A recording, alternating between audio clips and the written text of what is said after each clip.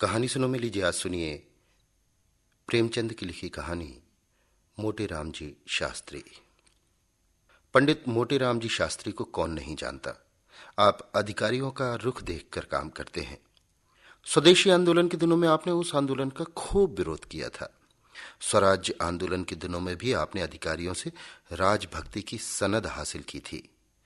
मगर जब इतनी उछल कूद पर भी उनकी तकदीर की मीठी नींद न टूटी और अध्यापन कार्य से पिंड न छूटा, तो अंत में आपने एक नई तदबीर सोची। घर में जाकर धर्म पत्नी से बोले, इन बूढ़े तोतों को रटाते रटाते मेरी खोपड़ी पच्ची हुई जाती है। इतने दिनों विद्यादान करने का क्या फल मिला जो और आगे कुछ मिलने की आशा करूं। धर्म पत्नी ने चिंतित होकर कहा, भोजन का भी तो कोई सहारा चाहिए। मोटेराम बोले, तुम्हें जब देखो पेट की ही फिक्र पड़ी रहती है। कोई ऐसा विरला ही दिन जाता होगा कि निमंत्रण न मिलते हो, और चाहे कोई निंदा ही करे पर मैं परोसा लिए बिना नहीं आता कि आज ही सब यजमान मरे जाते हैं। मगर जन्म भर पेट ही जलाया तो क्या किया, संसार का कुछ सुख भी तो भोगना चाहिए। मैंने वैद्य बनने का निश्चय कर लिया है। स्त्री ने आश्चर्य से कहा, वैद्य कैसे बनोगे? कुछ वैद्य की पढ़ी भी है? मोटेराम बोले, वैद्यक पढ़ने से कुछ नहीं होता। संसार में विद्या का इतना महत्व नहीं जितना बुद्धि का। दो चार सीधे साधे लटके हैं, बस और कुछ नहीं है। भिष्गाचार्य हो या नहीं, किसी को क्या गरज पड़ी है जो मेरी परीक्षा लेता फिरे। एक मोटा सा साइन बोर्ड बनवा लूंगा, उस पर ये शब्द लिखे होंगे, यहां स्त्री पुरुषों के रोगों की चिकित्सा विशेष रूप से की जाती है। दो चार पैसे का हर बहेरा आंवला कूट छान कर रख लूंगा। बस इस काम के लिए इतना सामान पर्याप्त है। हाँ, समाचार पत्रों में विज्ञापन दूंगा और नोटिस बंटवाऊंगा। उसमें लंका, मद्रास, रंगून, कराची आदि दूरस्थ स्थानों के सज्जनों की चिट्ठियां दर्ज की जाएंगी। ये मेरे चिकित्सा कौशल के साक्षी होंगे। जनता को क्या पड़ी है कि इस बात का पता लगाती फिरे कि उन स्थानों में इन नामों के मनुष्य रहते हैं या नहीं। फिर देखो वैद्यक कैसी चलती है। स्त्री बोली, लेकिन बिना जाने बूझे दवा दोगे तो फायदा क्या करेगी? मोटेराम बोले, फायदा न करेगी मेरी बला से। वैद्य का काम दवा देना है, वो मृत्यु को परास्त करने का ठेका नहीं लेता। और जितने आदमी बीमार पड़ते हैं सभी तो नहीं मर जाते। मेरा तो ये कहना है कि जिन्हें कोई औषधि नहीं दी जाती, वे विकार शांत हो जाने पर आप ही अच्छे हो जाते हैं। वैद्यों को बिना मांगे यश मिलता है। 5 रोगियों में से एक भी अच्छा हो गया तो उसका यश मुझे अवश्य ही मिलेगा। शेष 4 मर गए तो मेरी निंदा करने थोड़ी ही आवेंगे। मैंने बहुत विचार करके देख लिया, इससे अच्छा कोई काम नहीं है। लेख लिखना मुझे आता ही है, कवित्व बना ही लेता हूं। पत्रों में आयुर्वेद के महत्व पर 2-4 लेख लिख दूंगा। उनमें जहां तहां 2-4 कवित्व भी जोड़ दूंगा और लिखूंगा भी जरा चटपटी भाषा में। फिर देखो कितने उल्लू फंसते हैं। ये न समझो कि मैं इतने दिनों केवल तोते ही रटाता रहा हूं। मैं नगर के सफल वैद्यों की चालों का अवलोकन करता रहा हूं और इतने दिनों के बाद मुझे उनकी सफलता के मूल मंत्र का ज्ञान हुआ है। ईश्वर ने चाहा तो एक दिन तुम सिर से पांव तक सोने से लदी होगी। स्त्री ने अपने मनोल्लास को दबाते हुए कहा, मैं इस उम्र में भला क्या गहने पहनूंगी? ना वो अभिलाषा ही है। पर ये तो बताओ कि तुम्हें दवाएं बनानी भी तो नहीं आती।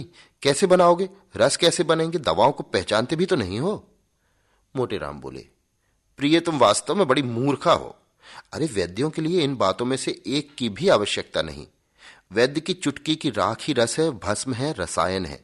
बस आवश्यकता है कुछ ठाट बाट की। एक बड़ा सा कमरा चाहिए, उसमें एक दरी हो, ताकों पर 10-5 शीशियां बोतलें हों।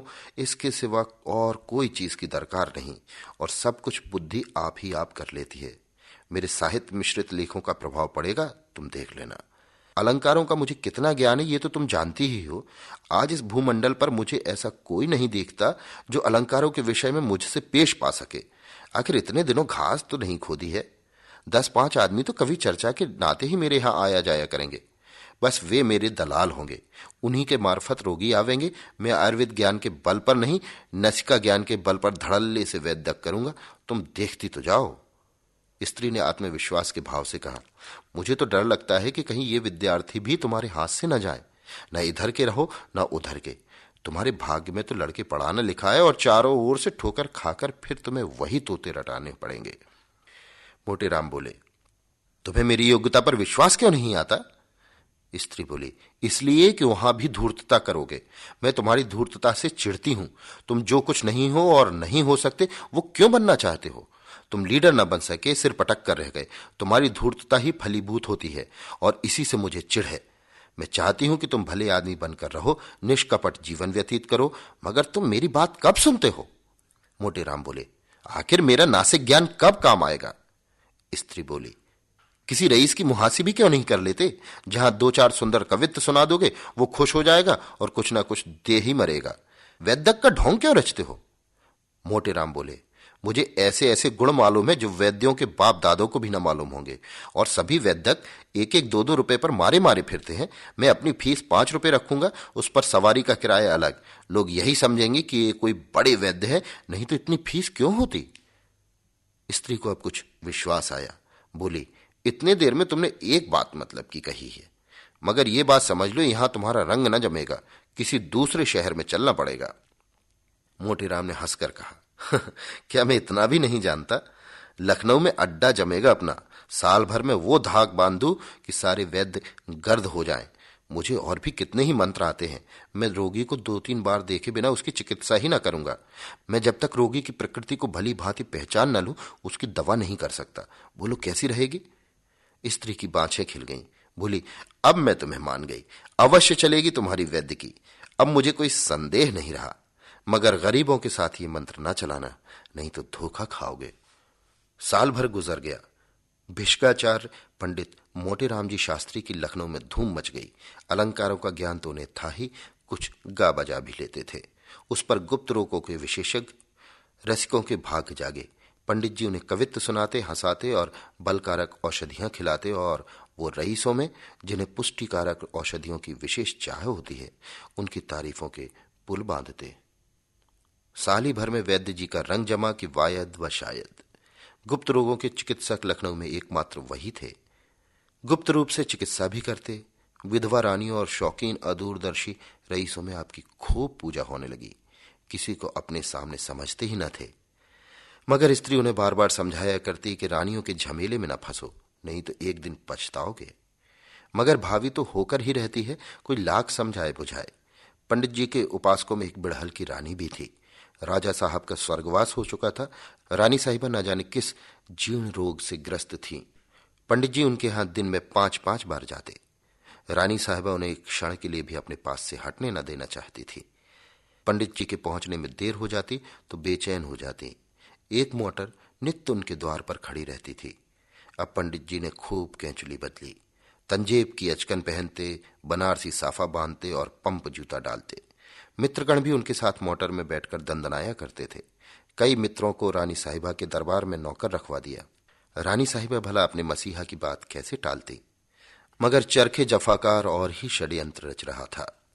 एक दिन पंडित जी रानी साहिबा की गोरी गोरी कलाई पर एक हाथ रखे नब्ज देख रहे थे और दूसरे हाथ से उनके हृदय की गति की परीक्षा कर रहे थे कि इतने में कई आदमी सौंटेले हुए कमरे में घुस आए और पंडित जी पर टूट पड़े। रानी ने भागकर दूसरे कमरे की शरण ली और किवाड़ बंद कर लिए। पंडित जी पर बेभाव पड़ने लगे। यूं तो पंडित जी भी दमखम के आदमी थे, एक गुप्ती सदैव साथ रखते थे, पर जब धोखे में कई आदमियों ने धर दबाया तो क्या करते? कभी इसका पैर पकड़ते, कभी उसका।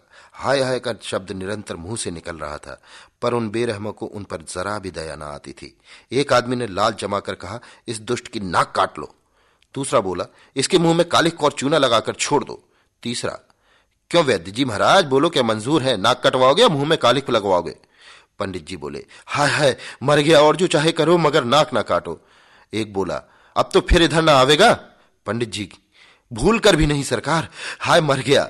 दूसरा, आज ही लखनऊ से रफू रेट हो जाओ, नहीं तो बुरा होगा। पंडित जी, सरकार मैं आज ही चला जाऊंगा, जनेऊ की शपथ खाकर कहता हूं, आप मेरी यहां सूरत ना देखेंगे। तीसरा, अच्छा भाई, सब कोई 5-5 लाते लगाकर छोड़ दो। पंडित, अरे सरकार मर जाऊंगा, दया करो। चौथा, तुम जैसे पाखंडियों का मर जाना ही अच्छा है। हाँ तो शुरू हो। पंचलत्ती पड़ने लगी, धमाधम की आवाजें आने लगी। मालूम होता था नगाड़े पर चोट पड़ रही है। हर धमाके के बाद एक बार हाय की आवाज निकल आती, मानो उसकी प्रतिध्वनि हो।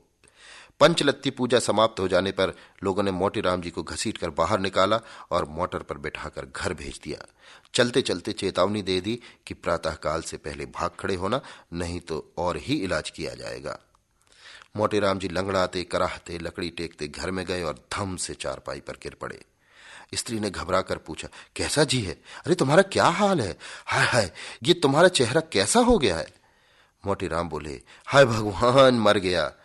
स्त्री बोली, कहां दर्द है? इसी मारे कहती थी बहुत रबड़ी ना खाओ, लवण भास कर ले आऊं?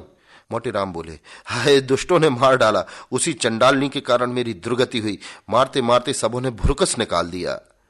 स्त्री बोली, तो ये कहो कि पिटकर आए हो? हाँ, पिटे तो हो, अच्छा हुआ। हो तो तुम लातों के ही देवता। कहती थी कि रानी के यहां मत आया जाया करो, मगर तुम कब सुनते हो? मोटेराम बोले, हाय हाय, तुम्हें भी इस दम कोसने की सूझी। मुझे तो बुरा हाल है और तू कोस रही है। किसी से कह दे ठेला फेला लावे, रातों रात लखनऊ से भाग जाना है, नहीं तो सवेरे प्राण न बचेंगे।